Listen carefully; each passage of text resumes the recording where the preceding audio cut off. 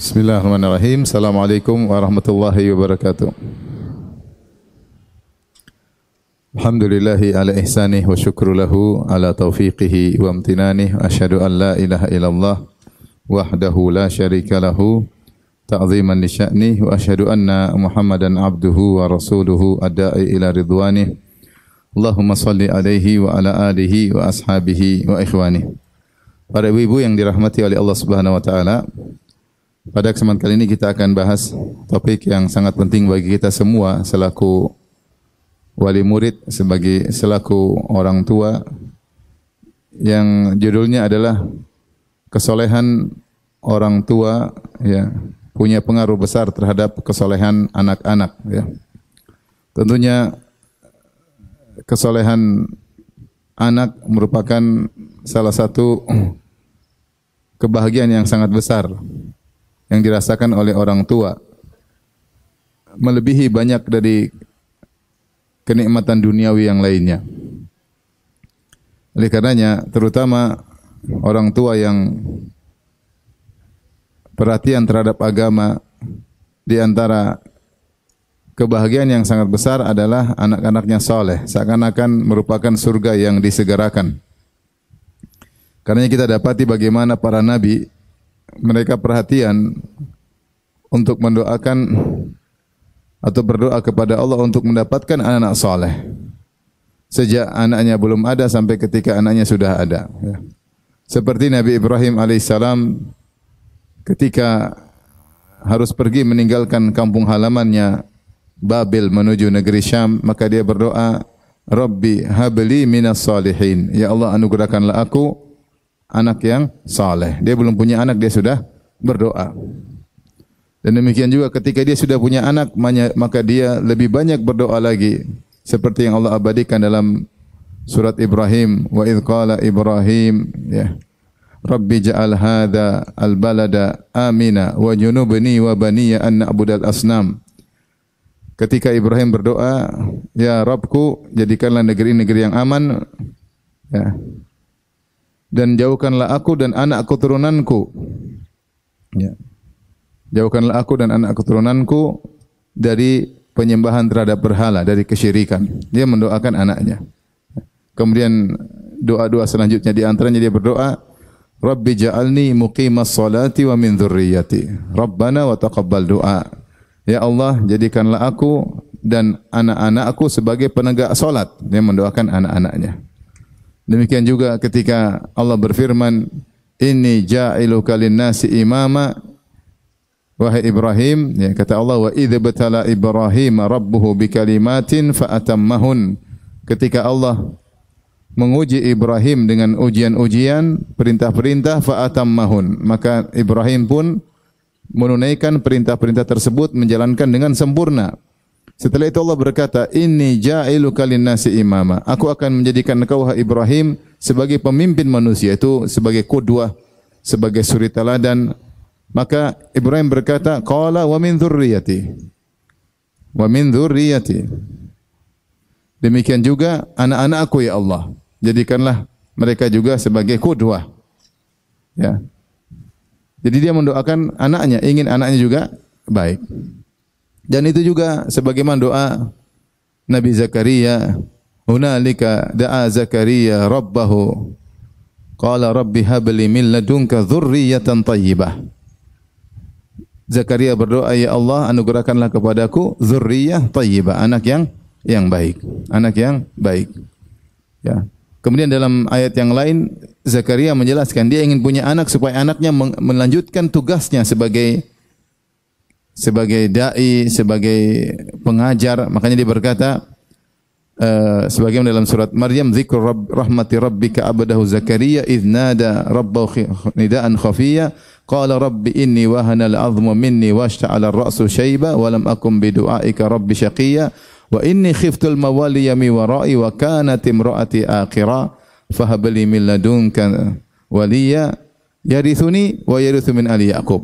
Dia mengatakan, ya Allah, aku sudah tua, rambutku sudah putih semua, tulangku sudah lemah, ya, istriku mandul, sementara aku punya murid-murid yang harus ada yang ngurus, ya.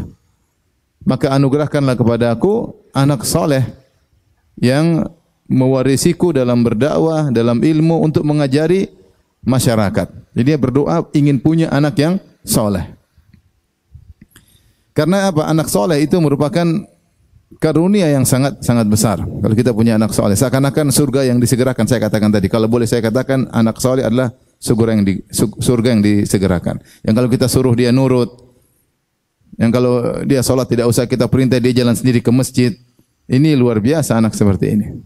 Tapi kalau kita dapat anak yang nakal, kerjanya main game melulu, ngabisin duit orang tua, ya, disuruh membantah, ya, apalagi terjerumus dalam kenakalan-kenakalan remaja, maka seakan-akan neraka yang disegerakan. Seakan-akan neraka yang disegerakan, menjadikan penderitaan bagi orang tuanya, meskipun orang tuanya mungkin secara finansial, secara ekonomi kaya raya, tapi kalau anaknya nakal, anaknya membangkang, tiap hari nyakiti hati ibunya, nyakiti hati ayahnya, seakan-akan kedua orang tuanya dalam kesengsaraan, seakan-akan di depan mereka ada neraka yang disegerakan. Oleh karenanya, keinginan untuk mendapatkan anak soleh adalah impian bukan cuma kita, impian para nabi, impian para nabi. Makanya Allah Subhanahu wa taala menyebutkan di antara ciri penghuni surga adalah orang-orang yang suka mendoakan anak-anaknya. Ketika Allah sebutkan dalam ciri-ciri ibadur rahman di akhir surat Al-Furqan, wa ibadur rahmanil ladzina yamshuna 'alal ardi hauna, dan hamba-hamba Allah yang mereka berjalan di atas muka bumi dengan penuh tawadhu. Allah sebutkan banyak sifat. Di akhirnya Allah mengatakan ulaika yujzaunal ghurfata bima sabaru. Mereka itulah orang yang mendapatkan surga. Di antara ciri-cirinya Allah berfirman, walladzina yaquluna rabbana hab lana min azwajina wa dhurriyyatina qurrata a'yun. Dan orang-orang yang senantiasa berdoa. Di sini Allah menggunakan fi'il mudhari. Walladzina yaqulun. Yaqulun itu fi'il mudhari. Kalau kita, yaitu yang menunjukkan kesinambungan. Kalau bahasa Inggris apa? Continuous tense, yang menunjukkan kesinambungan.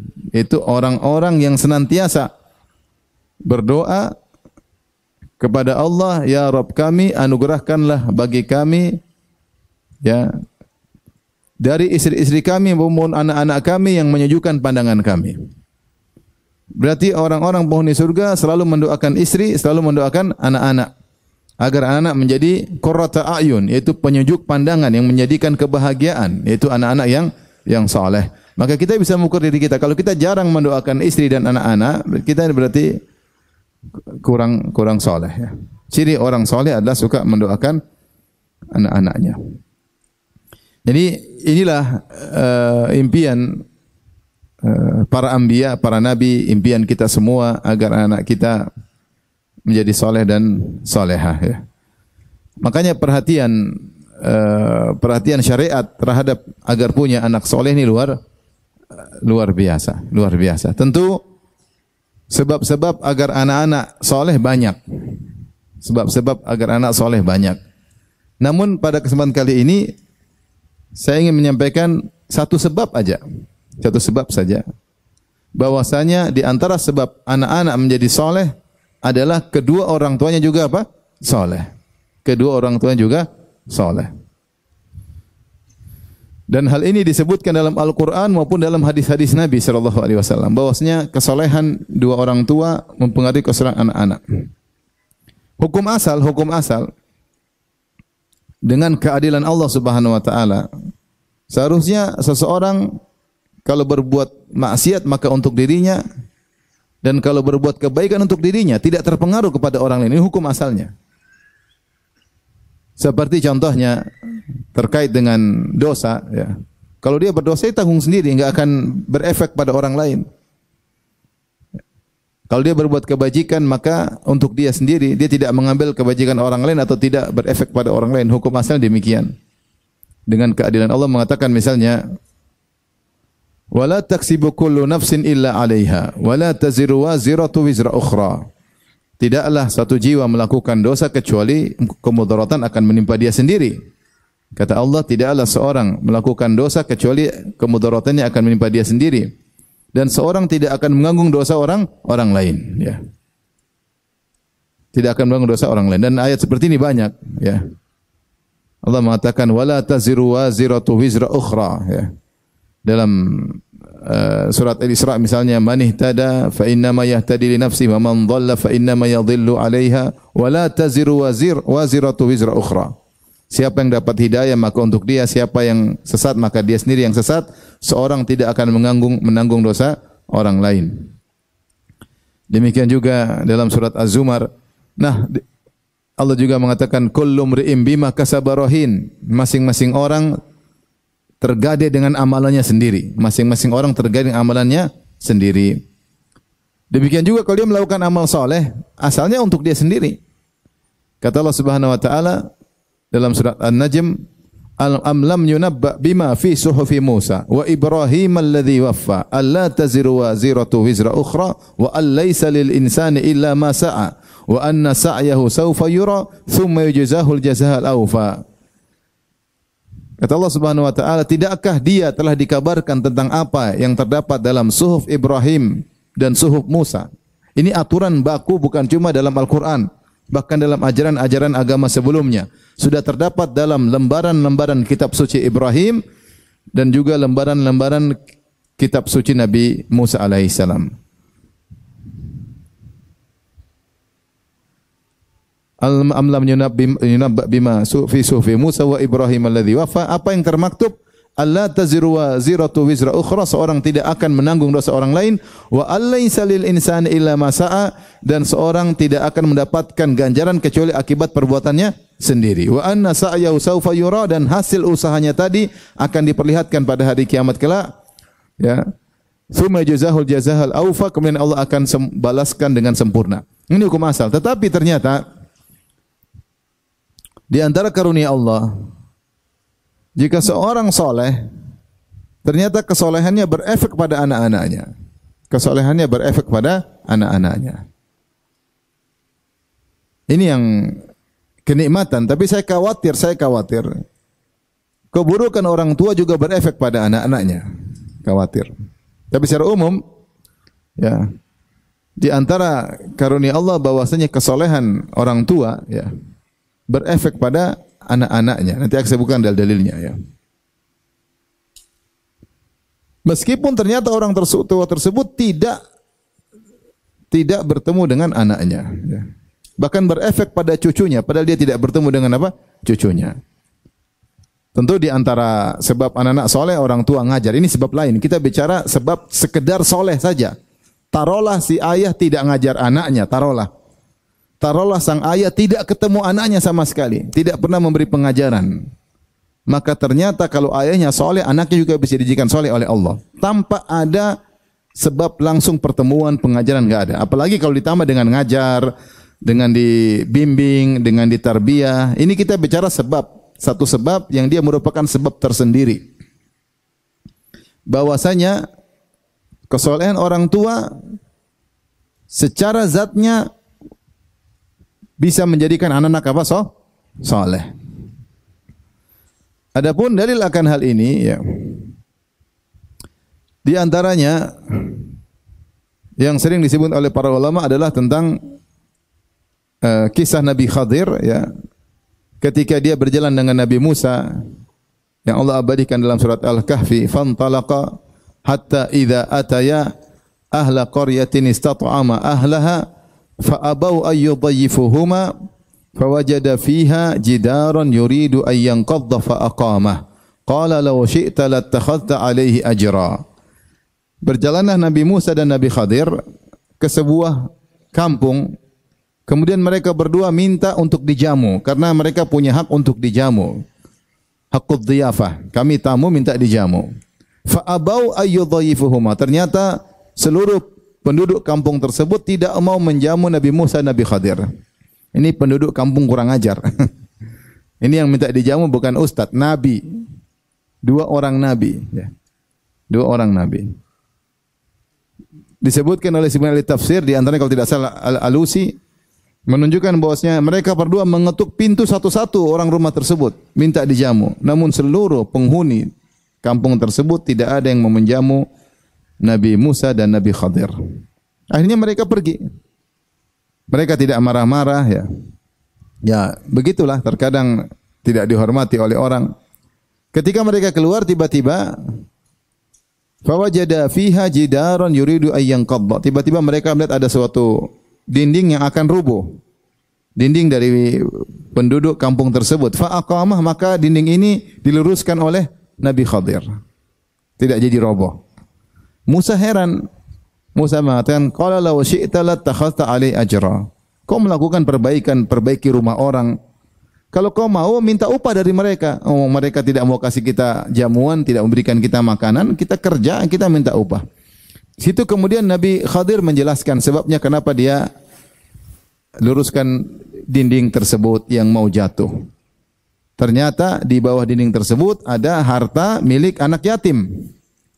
Yang seandainya dinding tersebut roboh, maka akan kelihatan harta tersebut dan akan diambil oleh orang-orang yang jahat di kampung tersebut.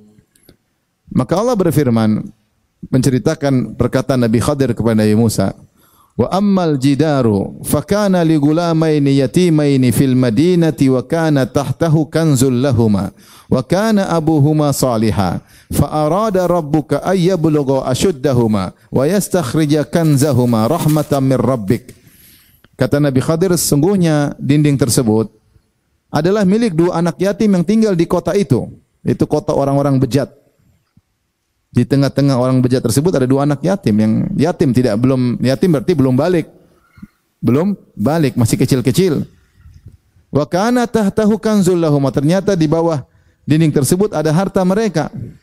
Kalau jatuh dindingnya orang akan ambil, orang jahat itu akan ngambil hartanya. Kata Nabi Khadir, fa arada rabbuka wa kana abuhuma shaliha.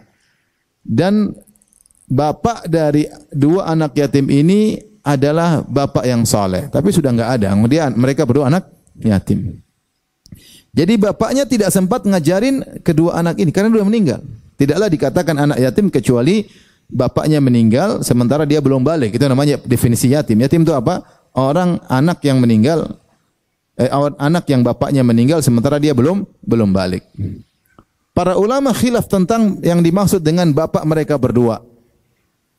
Ibnu Katsir menyebutkan tentang khilaf di kalangan para ulama, mengatakan maksudnya bapak mereka berdua yang soleh ini adalah kakek mereka yang ketujuh. Ada yang mengatakan kakek mereka yang ke-10. Subhanallah, kakek mereka yang ketujuh ini atau kakek mereka yang ke-10 ini ternyata sangat soleh. Begitu solehnya maka 7 turunan dijaga oleh Allah. 7 turunan dijaga oleh Allah Subhanahu wa taala. Ibnu Abbas ketika mau mengomentari ayat ini dia berkata, ya, hufidha li salahi abihima. Mereka berdua anak yatim ini dijaga oleh Allah karena kesolehan bapak mereka, itu kakek mereka. Walam yuzkar lahuma salah. Sementara tidak disebutkan kesolehan dua anak yatim ini karena mereka masih yatim, belum balik, amal solehnya belum dicatat, belum salat, belum macam-macam karena masih yatim. Yang ingin saya sampaikan bahwasanya bagaimana Allah Subhanahu wa taala menjaga dua anak yatim ini dengan kesolehan kakek mereka. Bahkan ada yang mengatakan kakek ke-7, ada yang mengatakan kakek ke-10. Bahkan Allah kirim dua nabi, Nabi Khadir, Nabi Musa untuk jaga anak ini. Bagaimana? Makanya kalau kita baik, anak kita dijaga, yang jaga urusan Allah. Kita enggak tahu caranya gimana. Bagaimana sampai akhirnya Allah kirim Nabi Khadir yang tidak ada kaitan kerabat dengan anak ini, datang untuk perbaiki dindingnya sehingga harta anak ini selamat. Dan ini menunjukkan bahwasanya kesolehan orang tua punya pengaruh terhadap penjagaan terhadap anak, bukan cuma agamanya, bahkan dunianya juga dijaga oleh Allah Subhanahu wa taala. Ini berbicara tentang dunia. Sebabnya wa kana abuhuma shaliha, karena orang tua atau kakek dari dua anak yatim inilah anak orang tua yang saleh. Maka ini dalil yang sangat kuat bahwasanya kesolehan orang tua punya efek yang besar terhadap penjagaan Allah terhadap anak.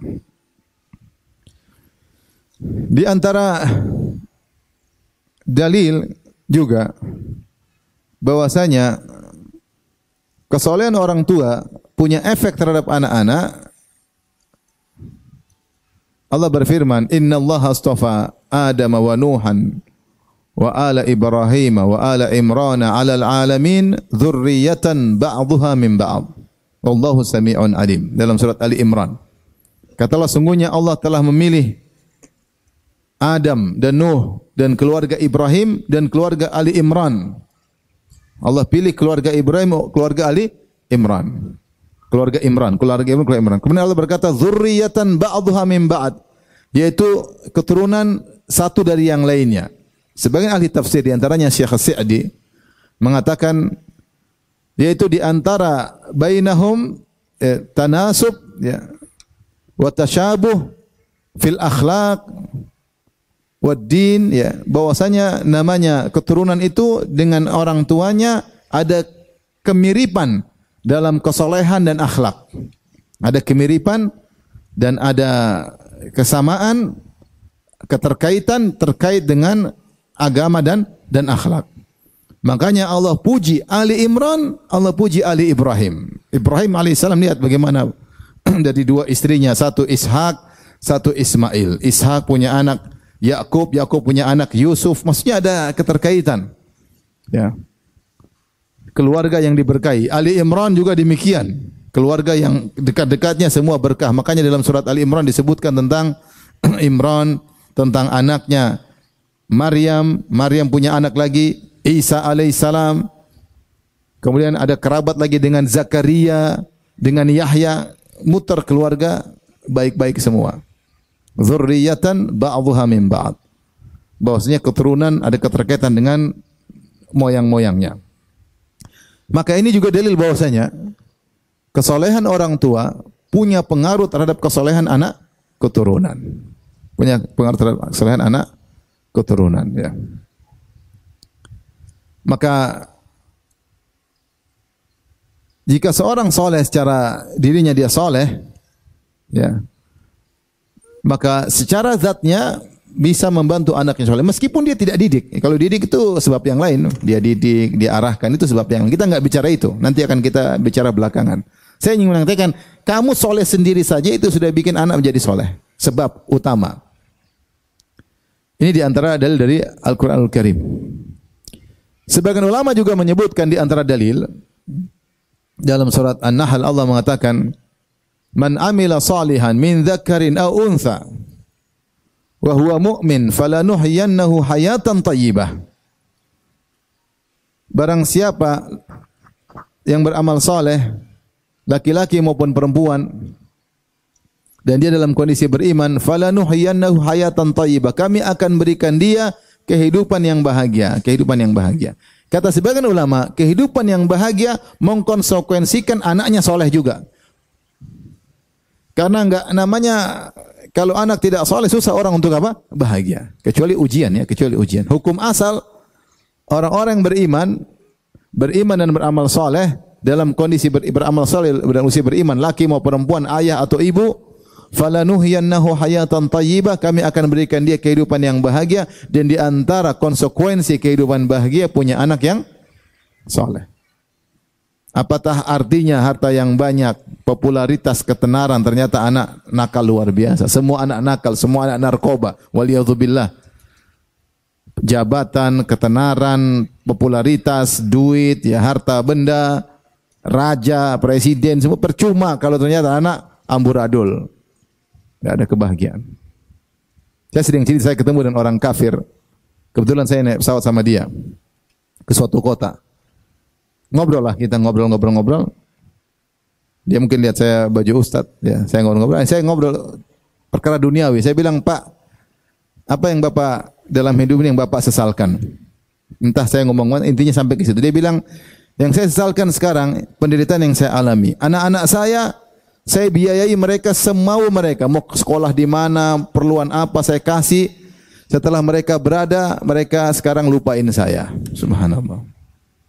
Di masa tua dia menderita, anaknya enggak pernah telepon, enggak pernah jenguk, enggak pernah. Kenapa? Anaknya enggak soleh, enggak tahu hak orang tua, tidak tahu berbakti kepada orang tua. Makanya banyak orang-orang non-muslim diberi penderitaan oleh Allah dengan kedurhakan anak-anak. Kedurhakan anak-anak. Bisa lihat kalau ke luar negeri, ke Eropa misalnya, dapat tiba-tiba orang tua, sudah tua-tua, enggak ada anak-anak yang berbakti. Bawa anjing, berdua jalan anjing. Bawa anjing. Kasihan. Saya lihat kasihan. Sementara kalau kita lihat orang Islam, Masya Allah, orang tua didorong sama anaknya, cucunya. Yang non Muslim bawa anjing. Benar ini, saya nggak main-main. Bawa anjing, kesian. Betapa banyak orang tua-tua meninggal di rumah setelah 3 hari baru ketahuan karena dia sakit pun dia mau telepon anaknya pun mungkin anaknya cuek mungkin. Sehingga ya sudah mati begitu saja. Sampai saya punya kerabat ada yang kerja di negara non muslim, dia cerita sama saya langsung. Dia perawat. Jadi ada orang non muslim taruh orang tuanya di dalam kondisi sakit, dia bilang sama kerabat saya, kalau dia mati, bapak saya mati, telepon saya. Subhanallah, ketika itu bapaknya lagi susah, lagi sekarat, lagi susah, kerabat saya telepon, Om, nah ini bapak sekarat. Itu orang marah-marah. Saya kan bilang, suster jangan telepon saya kecuali sudah mati. Kalau belum mati jangan telepon. Ini demi Allah kenyataan. Mau saya lihat kita kemarin sempat tersebar di medsos. Beberapa kali saya tahu 3 kasus cerita ya, kejadian 3 kasus saya sempat lewat, saya baca. Bagaimana orang tua menyesal anaknya disekolahkan luar negeri, jadi orang berhasil lupa sama orang tuanya.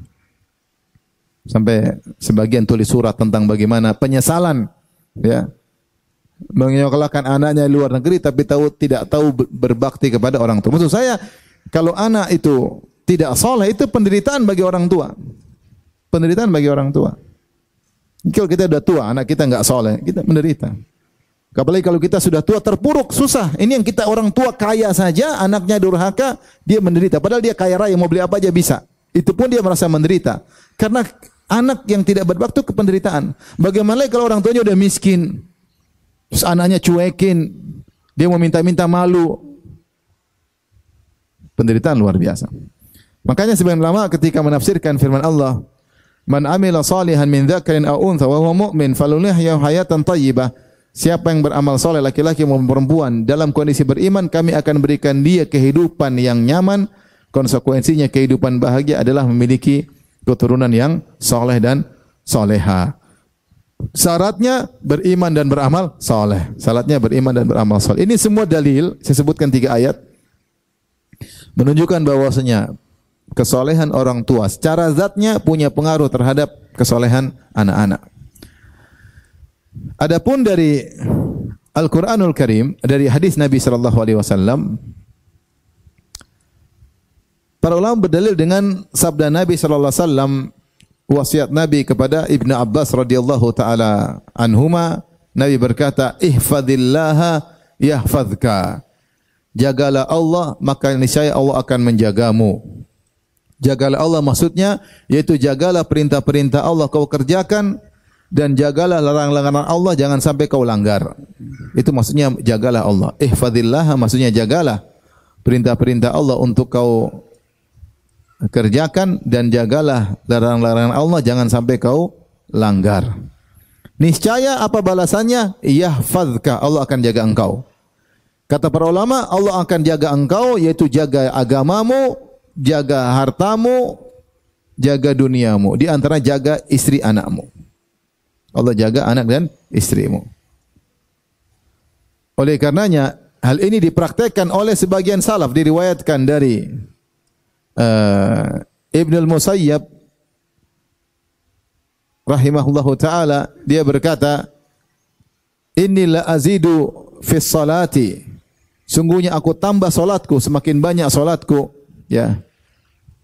Li ajlik, dia berkata kepada anaknya, saya ini salat panjang karena engkau wahai putraku.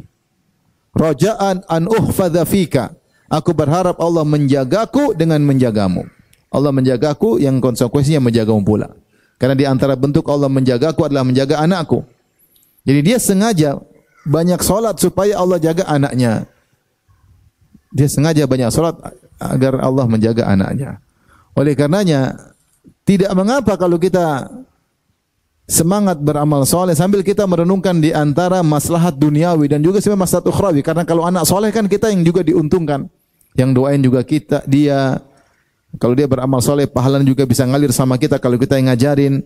Maka kita semangat baca Quran untuk anak-anak di antaranya. Semoga dengan saya baca Quran ini, hari ini saya baca Quran 1 juz, setengah juz, hari ini saya bangun malam, hari ini saya bersedekah, semoga Allah menjaga saya dan juga menjaga apa? Anak-anak. Sebaliknya ketika seorang akan bermaksiat, dia pikir juga jangan sampai Allah tidak jaga saya, Allah tidak jaga anak-anak saya. Ketika seorang ibu-ibu mau nonton film Korea, tunggu dulu. Jangan sampai saya nonton film Korea nanti dampaknya kepada anak-anak. Benar atau tidak ibu-ibu? Benar ya. Siapa yang suka nonton film Korea? Angkat tangan. Ini fitnah luar biasa ya. Sekarang film Korea bukan remaja-remaja nonton, bahkan remaja-remaja penuntut ilmu, bahkan di ma'had nonton film apa? Korea. Fitnah ya ikhwani akhwat, fitnah. Medsos ini luar biasa. Sebelum jadi ibu rumah tangga, hobinya nonton film Korea. Setelah ibu rumah tangga, hobinya berlanjut. Saya kapan ngisi pengajian di Malang, saya ketemu seorang psikiater, psikolog. Dia cerita, Ustaz, banyak masalah rumah tangga. Kenapa? Itu istrinya suka nonton film Korea. Masalah rumah tangga. Karena istrinya sering melihat laki-laki cantik di film Korea.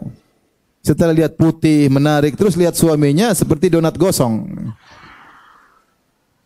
Bahkan di antara ibu-ibu tersebut pingin suaminya berpenampilan Korea. Ini demi Allah cerita sama saya. Jadi suaminya harus pakai celana pendek, harus baju-baju Korea supaya dia bisa berhasrat. Kasihan. Pengaruh maksiat luar biasa. Jangan disangka itu pengaruh cuma buat anti dan suami, enggak. Anak-anak juga bisa kena. Allah tidak jaga anak-anak gara-gara tidak jaga kita. Ini yang saya khawatirkan. Maka seorang ketika yang bermaksiat, dia jangan egois. Dia pikir juga anak-anak. Jangan sampai gara-gara saya akhirnya anak-anak juga kena dampak.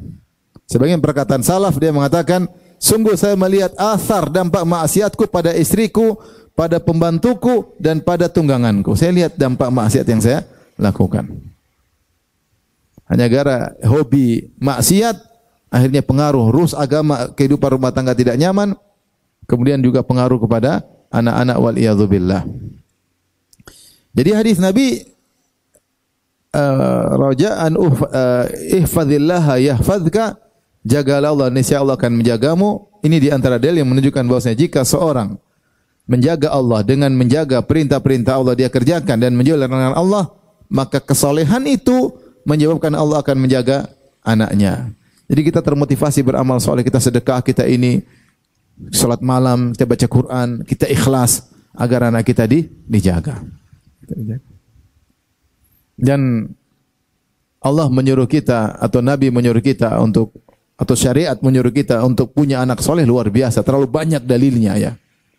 Sampai sebelum si anak ini aja lahir, perhatian syariat terhadap anak luar biasa. Contoh misalnya, Rasulullah suruh seorang laki-laki mencari istri yang solehah, sebagaimana seorang wanita disuruh mencari suami yang soleh. Kata Nabi SAW, tungkahul mar'ah li arba, wanita itu dinikahi karena 4 perkara. Li jamaliha karena cantiknya, wali maliha karena hartanya, wali hasabiha karena kedudukannya, anak pejabat dan yang lainnya, wali diniha karena agamanya. Fadfar bidzatid din taribat yadak, maka menanglah engkau. Rasulullah mengatakan fadfar. Fadfar seakan-akan menang. Menanglah engkau dengan dapat wanita yang karena agamanya, jika tidak kau akan merugi. Bukan berarti tidak boleh menikah karena kecantikan, boleh. Menikah karena harta boleh. Ada orang miskin lihat janda kaya dia nikah boleh, enggak dilarang. Atau karena dia miskin calon perempuannya anak pejabat dia naik juga, naik pangkat boleh. Tapi yang dianjurkanlah karena apa? Karena agama. Kenapa disuruh cari wanita yang soleha? Karena wanita inilah yang diharapkan bisa mendidik anak menjadi anak soleh.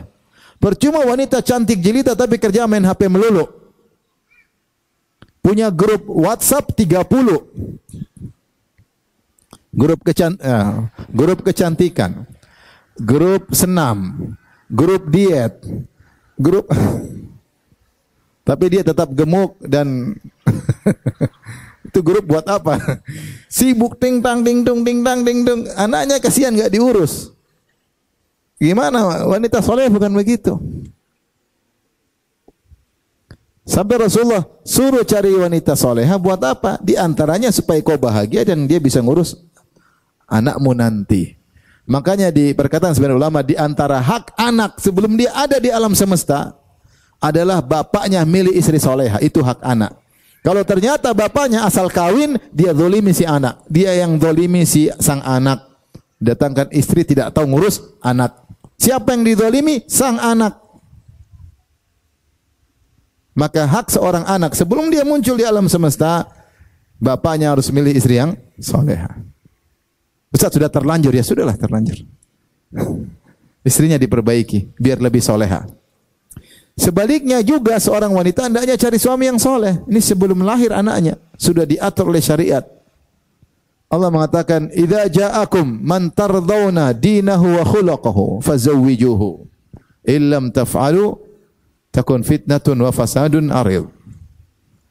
Jika datang seorang lelaki yang kalian suka dengan akhlaknya dan agamanya, maka nikahkanlah dia dengan putri kalian, dengan adik perempuan kalian, dengan kakak perempuan kalian. Kalau kalian tidak lakukan, maka akan timbul fitnah dan kerusakan. Ya, ini juga menunjukkan wanita juga berusaha mencari suami yang soleh. Kemudian juga Rasulullah mengajarkan, jika seorang lelaki hendak berhubungan dengan istri, ini proses pembuatan anak ini. Sebab proses perbuatan anak. Allah menyuruh kita untuk berniat baik.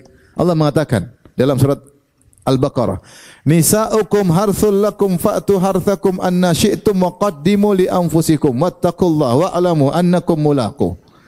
Istri-istri kalian adalah sawah ladang bagi kalian, maka datangilah sawah tersebut, sirami sawah ladang tersebut. Jangan dibiarin kering, enggak pernah disirami, datangi.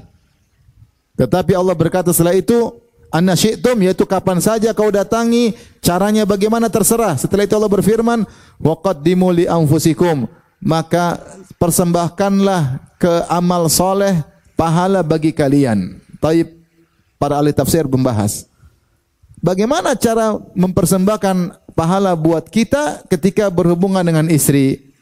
Kata mereka, dengan niat yang benar ketika berhubungan dengan istri. Di antara niat yang benar adalah agar kita menjaga kemaluan kita, agar kita menundukkan pandangan kita, agar kita menjaga kemaluan istri, agar kita menundukkan pandangan istri. Di antaranya agar punya anak soleh. Agar punya anak soleh. Jadi ketika berhubungan tidak asal berhubungan, diniatkan punya anak soleh. Sampai Umar bin Khattab berkata, "Aku tidak berhasad pada seorang wanita, tapi aku datangi." Tetap aku datangi.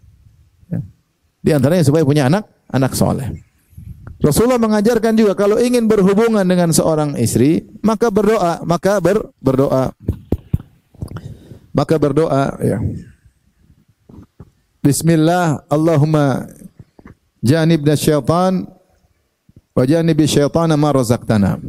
Ya Allah, bismillah, jauhkanlah aku dan istriku dari syaitan dan jauhkanlah anak kami kalau kau rezekikan anak bagi kami dalam hubungan ini dari gangguan apa? Syaitan. Ibu-ibu hafal enggak doa itu? Coba, hafal enggak? Enggak pernah baca berarti.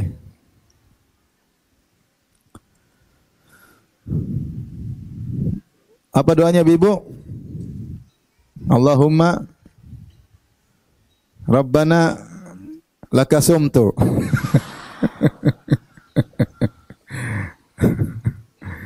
Doanya apa? Allahumma jannibna syaitan wa jannibi syaitana ma razaqtana. Kata Nabi, jika seorang baca doa tersebut, kemudian in qaddara lahu walad, ditakdirkan dia punya anak, fa inna syaitana lam yadurrahu abadan. Syaitan tidak akan bisa beri mudarat kepada anak ini. Maksudnya kata para ulama, anaknya pasti soleh. Mungkin dia nakal, mungkin dia ini, tapi intinya dia akan jadi anak soleh. Mungkin nakal sedikit, tapi intinya dia akan jadi anak soleh. Dengan syarat baca doa tersebut dengan penuh keyakinan. Saya ketemu kawan, anaknya banyak. Dia bilang kalau mau didik satu-satu enggak cukup waktu, anak banyak. Istrinya 4, anaknya banyak. Gimana cara didik? Ya, kita yang penting bertakwa, baca doa, baca Quran, didik sedikit-sedikit, nanti Allah yang sempurnain. Yaitu dia berusaha untuk jadi orang soleh supaya anaknya dididik. Mengurus anak banyak susah. Saya punya kawan umur 38, anaknya 23. Ayo gimana caranya? 38, anaknya 23 orang. Luar biasa. Orang Indonesia, bukan orang Arab. Tapi maksud saya, ketika kita berusaha untuk soleh, maka kesolehan itu sendiri punya efek kepada anak-anak. Maka sebelum anak itu lahir di alam semesta, syariat sudah menyuruh kita untuk perhatian dalam memilih pasangan, ketika berhubungan, apalagi dalam mendidik. Dalam mendidik. Makanya di antara hal yang menakjubkan,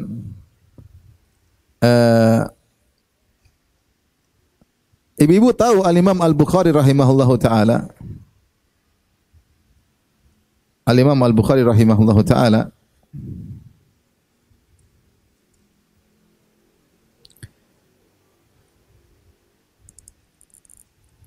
yang namanya Muhammad bin Ismail bin Ibrahim bin Bardisbah Al-Bukhari, penulis kitab Sahih Al-Bukhari, As-Sahul Kutub Ba'dal Quran. Inilah kitab hadis yang paling sahih. Kitab hadis yang paling sahih. Isinya sekitar 7.000 hadis, tanpa pengulangan sekitar 4.000 hadis. Perkiraan aja. Yang takwanya sangat luar biasa. Yang doanya sangat mudah dikabulkan. Saking bertakwanya, dia tidak menulis satu hadis pun kecuali dia mandi. Kemudian dia tulis. Tidak satu hadis pun dia istikharah untuk tulis di dalam bukunya tersebut, Al-Imam Al-Bukhari. Takwanya tidak ada yang ragukan. Di antara sebab kenapa dia bertakwa, bapaknya yang luar biasa. Bapaknya luar biasa. Apa kata bapaknya? Ismail bin Ibrahim. Dia berkata, "Wallahi ma a'lamu inni adkhaltu ala ahli dirhaman haraman wala dirhaman fihi syubhatun." Kata dia, demi Allah, aku tidak ingat sekalipun aku kasih makan keluargaku, anak istriku dengan 1 dirham, yaitu 1 rupiah pun yang haram, demikian juga 1 rupiah pun yang syubhat, enggak ada. Semua yang saya kasih makan buat anak istriku halal 100%. Lahirlah punya anak Imam Bukhari. Nah, kalau kita makan haram, syubhat makan semua, anak kura-kura ninja lahirnya. Loncat sana, loncat sini, bikin masalah sana, tendang sini. Kenapa? Karena kita tidak bertakwa. Makan dari hasil menzalimi orang, makan dari hasil menipu orang. Hasilnya anak tidak beres. Kemudian kita nyala-nyalin anak kita, kamu ini dikasih tahu bandel, kamu ini. Padahal yang bandel kita. Padahal yang kurang ajar kita. Kita zalimi anak kita. Jadi ini ibu yang dirahmati Allah Subhanahu wa taala, secara umum tentang dalil-dalil bahwasanya jika seorang saleh maka anaknya juga akan saleh dengan izin Allah Subhanahu wa taala. Ibnu Al-Munkadir berkata, "Inna Allah la yahfadhu birrajuli salih fi waladihi wa waladi waladihi." Sungguhnya Allah Subhanahu wa taala menjaga seorang mukmin yang saleh. Allah jaga kesolehannya pada anaknya dan kepada cucunya. Kepada anaknya, pada cucunya. Di efeknya bukan cuma anaknya langsung, padahal kepada cucu. Tadi kita sebutkan, wa kana abuhuma soleha, ternyata kakek yang ke-7 atau kakek yang ke-10. Pengaruh dijaga oleh Allah 7 turunan. Demikian juga Umar bin Abdul Aziz berkata, ma min mu'minin yamutu illa hafizahullahu fi aqibihi wa aqibi aqibihi. Tidaklah seorang mukmin meninggal dunia kecuali Allah jaga dia pada anaknya dan juga cucunya pada cucunya. Maka ini secara umum dalil tentang bahwasanya kedua orang tua yang soleh, jika berusaha, suami istri berusaha soleh dan soleha, kerjasama dalam kesolehan, insyaallah punya pengaruh kepada anak-anak. Tapi saya akan sebutkan beberapa, ini sebab yang berikutnya yang muncul dari kesolehan orang tua dan kesalahan orang tua sehingga berdampak juga kepada anak-anak. Jadi saya katakan, saya ulangi, kesolehan orang tua itu sebab tersendiri. Taruhlah orang tua tidak pernah ngajarin anak, taruhlah orang tua tidak bahkan tidak bertemu anaknya lahir dia meninggal, ya, maka tetap punya pengaruh. Makanya kita dapati banyak ulama yang mereka yatim. Banyak ulama yang mereka apa ya? Yatim. Kenapa? Karena orang tua mereka dulu semasa hidup soleh. Nah, selain itu, dengan kesolehan kedua orang tua akan muncul sebab-sebab lain yang membantu kesolehan anak-anak. Di antaranya poin-poin yang mungkin perlu kita perhatikan, ya.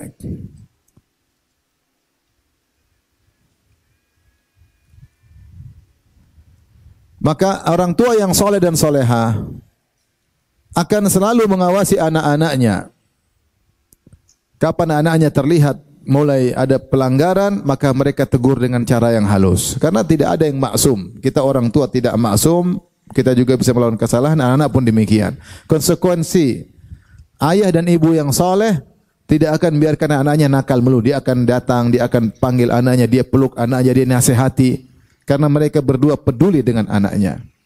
Tapi kalau orang tua tidak soleh soleha, yang pikiran mereka duniawi, anaknya nakal lah biasa. Anak-anak juga nakal, teman-teman juga nakal lah. Anak muda, Gen Z, Gen X, Gen aluminium, Gen milenial, macam-macam. Biarin aja. Jadi anggap biasa. Bagi kita orang tua yang soleh dan soleha, ini tidak biasa. Enggak, ini tidak bisa. Panggil dia, nasihati. Ini contoh pengaruh bahwasanya efek orang tua dengan kesolehannya mendidik anak-anak. Kemudian juga orang tua yang soleh dan soleha. Kalau ingin mendidik anak yang soleh, maka dia akan menyiapkan sebab-sebab kesolehan dalam rumah. Dia menyiapkan sebab kesolehan dalam rumah sehingga anaknya berada dalam lingkungan yang soleh, dalam bi'ah soleha. Contohnya di rumah sering dia baca Quran, di rumah dia sering solat malam, di rumah dia sering solat sunnah. Anaknya lihat di rumah dia puasa sunnah. Abi ngapain enggak makan? Abi lagi puasa. Masya Allah. Abi puasa apa? Puasa kafarat Abi. Enggak, ini puasa sunnah, ya. Jadi anaknya lihat. Abi puasa apa? Puasa melanggar sumpah? Enggak. Ini puasa apa? Puasa sunnah. Anaknya lihat. Bayangkan seorang dari masjid bapaknya kemudian pulang sholat sunnah ba'diyah. Anaknya lihat. Abi ngapain sholat ba'diyah? Bayangkan anaknya pulang sekolah dari pondok atau dari sekolah, tahu-tahu bapaknya sedang baca Al-Quran atau sedang buka kitab, sedang belajar. Kira-kira punya pengaruh enggak sama anak-anak? Punya, pasti punya pengaruh. Bayangkan anaknya malam-malam terjaga, bangun tidur, abinya lagi sholat. Atau lagi kebangun, abinya lagi nangis berdoa. Punya pengaruh enggak? Sangat punya. Bayangkan pulang sekolah, lihat ibunya lagi belajar tahsin. Qaf, belajar. Sad, belajar. Babi, buban. Masya Allah, lihat anaknya. Masya Allah. Pengaruh, pasti punya pengaruh. Bayangkan dia pulang ke rumah, lihat ibunya berbakti sama bapaknya. Melayani bapaknya, lembut sama suaminya, menyiapkan makanan, menyiapkan minuman. Saya ketemu kemarin kawan saya, ini demi Allah dia cerita sama saya. Saya menikah dengan seorang wanita, dia kalau tidak salah, saya lupa apa 10, 9 kakak beradik. Itu keluarga semua sifatnya sama dari sebelum ngaji. Tidak suka ghibah, tidak suka namimah, berbakti sama suami. Diajarin sama ibunya seperti itu. Sejak sebelum ngaji kalau ada orang cerita, ibu itu begini. Istri saya dan kakak adiknya kalau diceritain gitu cuma gitu aja. Gitu aja. Tidak, masa sih? Yang benar sebelah mana? Ini, enggak. Satu keturunan begitu. Dzurriyyatan ba'dhuha min ba'd. Melayani, suaminya semua dilayani, ini diambilin karena orang tuanya ngajarin. Satu keluarga seperti itu. Nah, kalau anak kita pulang lihat ibunya ngelayani bapaknya, lembut sama bapaknya, punya pengaruh enggak sama anak? Punya. Coba kita kebalikannya. Anak pulang ke rumah, bapaknya lagi main game. Pulang ke rumah, bapaknya lagi nonton film box office. Bangun malam, bapaknya lagi gol. Bapak bangun malam ternyata bukan sholat malam, lagi nonton apa? Bola.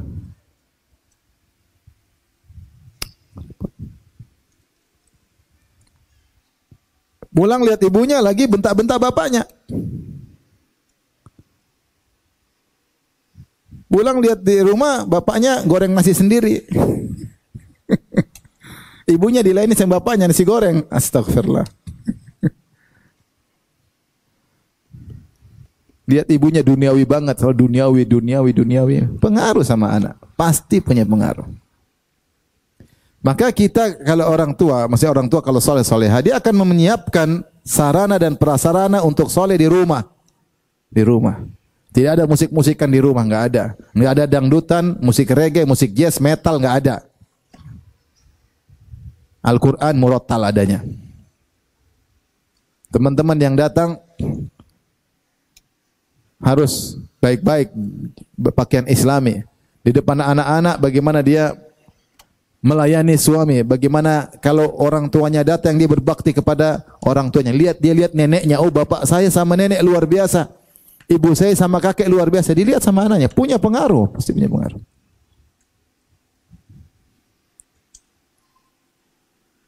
Taib. Demikian juga kalau orang tua soleh dan soleha, pasti memilihkan teman buat anak-anaknya, tidak sembarang. Dia akan tegur, nah ini enggak pantas main sama kamu, anaknya begini-begini, kamu enggak boleh. Kita ini keluarga baik-baik, jangan main seperti anak seperti ini.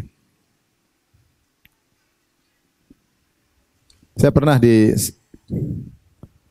ada anak-anak main ke rumah, anak teman, temannya anak. Main-main, saya biarin, tahu-tahu saya terdengar dia bilang, anjing. Siapa itu? Teman anak. Saya lupa, saya suruh pulang atau saya bilang jangan main lagi sama ini. Tidak boleh lagi masuk ke rumah saya. Karena punya pengaruh nanti kepada anak-anak. Anak-anak ini ngomongnya kotor. Jangan, saya ngerusak anak saya gara-gara anak tetangga, anak teman. Enggak. Jangan bilang anjing. Oh, enggak bisa. Enggak bisa lagi masuk ke rumah saya. Enggak boleh. Saya harus jaga anak-anak saya. Anak-anak kalau ngobrol sama anak-anak kalau omongannya kotor. Kebun binatang disebut ya. Hewan disebut ya.